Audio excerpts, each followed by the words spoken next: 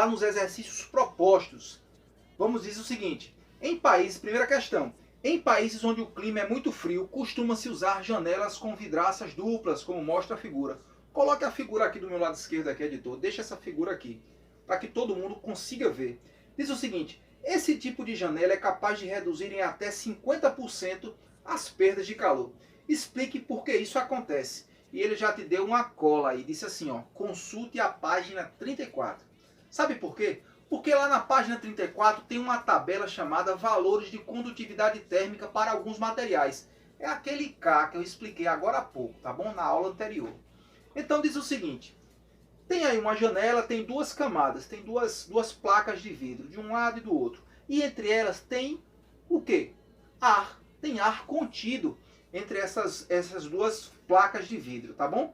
E aí você fica pensando, e esse ar, professor, ele influencia de alguma maneira? Influencia, meu amigo, velho. Sabe por quê? Se você olha lá na página 34, você vai ver que desses materiais que foram colocados aí, o ar é sem dúvida o que tem a menor condutividade térmica. O que isso quer dizer? Que ele apresenta o fluxo de calor tá vindo, beleza? Quando ele encontra o ar, ele encontra um material que tem baixa condutividade térmica. O ar consegue ser praticamente um isolante térmico. Você já percebeu, quando está frio, agora está em junho, está frio, os passarinhos assim, quando chega o cair da noite, eles ficam todos assim, todos parecendo uma bolinha. Ele infla as penas dele e permite que o ar fique entre as penas. Aí tu diz, eita passarinho, engraçadinho, fica bonito, né?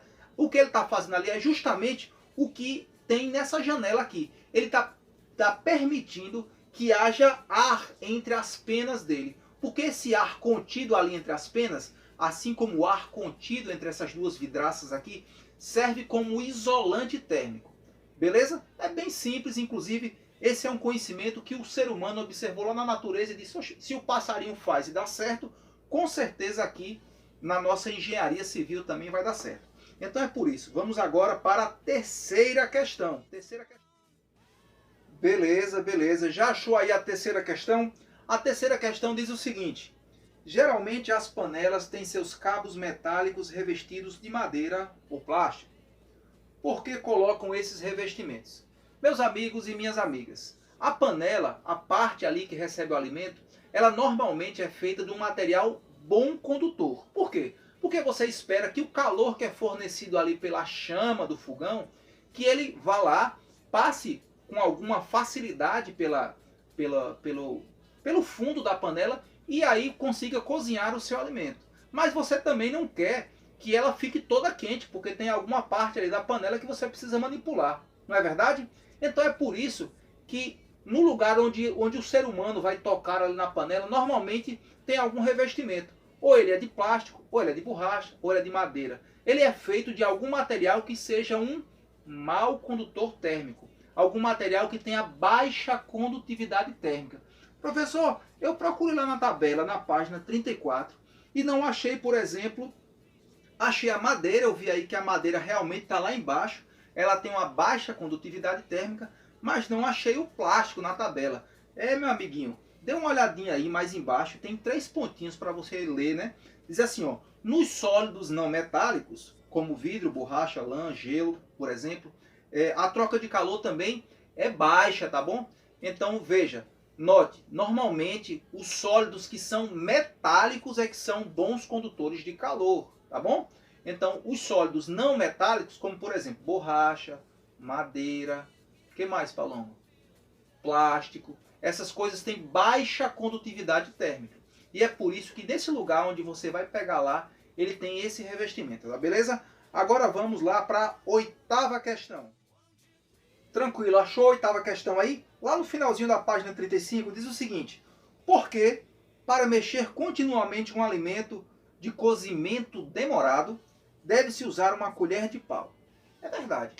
Esse pessoal que faz esses alimentos assim mais artesanais, né? Que precisa você ficar um tempão mexendo ali durante muito tempo, geralmente ele recomenda que você utilize uma colher de pau e não uma concha metálica ali, alguma coisa que seja metálica. Mas por que de pau? Bom, quando ele fala de pau, ele quer dizer de madeira, né?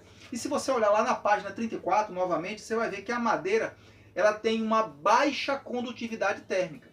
Ela conduz o calor de forma muito lenta. E isso, por mais que você fique lá cozinhando, vai demorar bastante para a madeira esquentar. Praticamente não vai esquentar o suficiente para que você perceba, tá bom? Então é por isso que esses alimentos que são feitos de forma demorada, que você precisa estar ali mexendo com a colher imersa, ali submersa no alimento quente, por isso que você utiliza uma colher de madeira e não uma colher metálica. Não utiliza uma colher metálica não, senão você vai queimar a sua mão, beleza? Um aluno, durante a apresentação de um seminário, afirma que vestimos casacos no inverno para nos aquecermos. Você concorda com essa afirmação? Justifique. Olha, você pode até dizer que usa casaco para se aquecer aí na presença da sua mamãe, da sua titia, do seu avô, da sua avó, mas é claro, cientificamente falando, a gente não pode dizer que o casaco tem esse poder de nos aquecer. O que é que o casaco faz que dá essa sensação gostosa no frio? O que ele faz é o seguinte, ele impede, ele dificulta na verdade que o seu corpo ceda calor para o ambiente. Porque normalmente os casacos são feitos de materiais com baixa condutividade térmica. Pode observar que o casaco normalmente ele é espesso, ele é felpudo, ele é macio. Essa maciez ela se dá, sabe por quê? Porque ali entre as fibras do casaco tem ar contido. E você já sabe, garotinho, você já sabe, garotinha, que se algum material tem ar incorporado nele ali, como por exemplo isopor, né? Tem ar incorporado nele ali é porque ele vai ter ali uma baixa condutividade térmica, como você já viu diversas vezes ainda, lá na página 34, o ar ele é um mau condutor de calor. Então você pode observar que normalmente a lã dos animais, a lã de uma ovelha, né?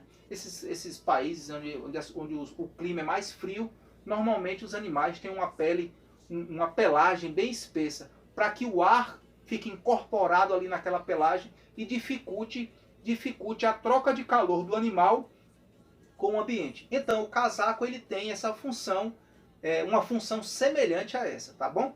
De dificultar a sua perda de calor para o ambiente, a sua troca de calor com o ambiente, beleza?